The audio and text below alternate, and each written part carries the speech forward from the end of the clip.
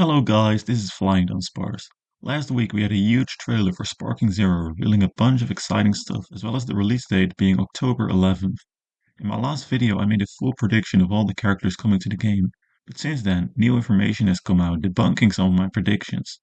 So I've updated my predictions and come to an exciting conclusion. GT might actually be coming to the base game after all, and it doesn't stop there. We found actual evidence that points towards Z Broly potentially coming to the game as well. So let's get right to the video. So this is the character roster that's been officially revealed as of the Fusions trailer. We've had more characters revealed in the Summer Games Fest trailer, but they haven't updated the hexagons yet. Strangely, some of the characters like Super Saiyan 2 Teen Gohan that were shown in the trailer aren't officially revealed yet, while others like Reddit's are. Either way, based on everything revealed so far, I have updated my predictions. These are my old predictions from the previous video, and these are my updated predictions. As you can see, there are some empty slots. I'll get to them in a bit. The reason I have some free slots is because I've cut some characters. I've added Ribrianne and Rosie to the cocoons that being confirmed. I've cut all of the superhero characters because it's confirmed that it will be the first DLC. Vegito is one character with Wallace transformations. For that reason, I've cut Z Gogeta, as he might be a skin, although I still feel he could be a separate character, maybe through DLC in the future. Khalifa and Kale are missing their Super Saiyan 1 and Super Saiyan 2 respectively, which is really dumb in my opinion, but it is what it is. I've decided to remove Great Ape Reddits and Nappa.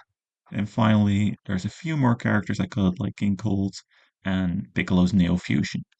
Anyway, as you can see, there are now 15 free slots available. In the initial reveal trailer for Budokai Tenkaichi 4, it showed Super Saiyan 4 Goku, so it would be kind of weird not to have him in the game, right, since they showed him. If we want to put him in the game, though, we need 4 slots for Goku GT, Super Saiyan 3, and Super Saiyan 4, another 3 for Vegeta GT, Super Saiyan, and Super Saiyan 4, and the final one for Gogeta GT, Super Saiyan 4. That's 8 slots in total. I know Vegeta only has Super Saiyan 4 in Tenkaichi 3, but, he really should have all his forms. Now, you could leave it at this. Just Goku, Vegeta, and Gogeta are enough to please most fans. It will also be nearly impossible to include the whole GT story without it being DLC. However, GT does stand for Goku Time, so he's all we need. So let's include the villains. Baby Vegeta, Super Baby 1, Super Baby 2, Grade 8 Baby, Super 17, Sin Shenron, and Omega Shenron. They can all fit. Yes, it's super bare bones without Pan, Trunks, and Oop, but it can work. I'm not saying it's very likely GT is happening, but there's actually a chance and a reason to be optimistic. At the very least, Goku, Vegeta, and Gogeta seem to have a good shot of being included. Now, let's get into Z Broly, because I found some actual evidence that might point at him being in the game. If we look at the Japanese website, it is all the characters that are currently officially confirmed. Not only that, it actually has them sorted by heroes and villains, sagas, and importance. So, for example, it starts with all the Gokus and Vegetas, then it goes to the Z fighters, then the main villains, Frieza, Cell, and Buu, then some side characters like Bardock, then the minor villains like Raditz, Nappa, Ginyu Force, and Androids, then Broly. Keep that in mind for now. Then Super with Beerus, Goku Black, and the TOP fighters from Universes 6, 11, 9, and 2. As you can see, all the characters are neatly ordered, except for one, Broly. Logically, he should be at the very end, after the TOP, since that's where his movie took place. Yet for some reason, he's placed before Beerus, who's from Battle of Gods and the start of Super, and after Android 18, who's a minor villain from the Cell Saga. Now, what category could be between the minor villains from Z and the start of Super? That's right, Z movie villains. If Z Broly is in the game, this is where he would be placed.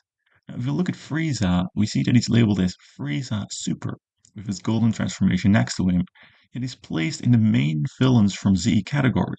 The reason for this is that all his versions of a character are placed next to each other, meaning that Z Frieza in all his forms will be placed right before Frieza Super. Going back to Broly, have you figured it out yet?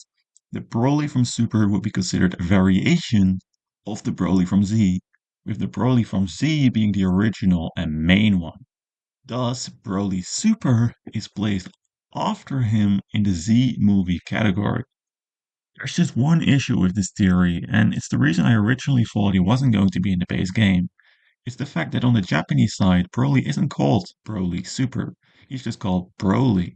But of course, this can change, or maybe Z Broly will simply be called Broly Z. Now, if we want to add Z Broly while keeping all of the GT content, we're going to have to replace some characters. For example, you might think Apule, Frieza Soldier, and Great Saiyaman 2 aren't going to be in the game, so we can replace those three with Broly. So there you go. My newly updated predictions with Z Broly as well as all the main GT content all in the base game. There's reason to be hopeful again.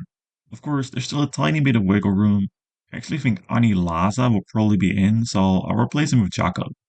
But I really do think most of the characters I have on here will make it, so don't go expecting all the Z movies and everyone from GT because it's just not possible. So, what do you think? Do you agree with my theory about Broly? Do you think GT will be in the base game? Let me know in the comments below. Thank you for watching. Bye.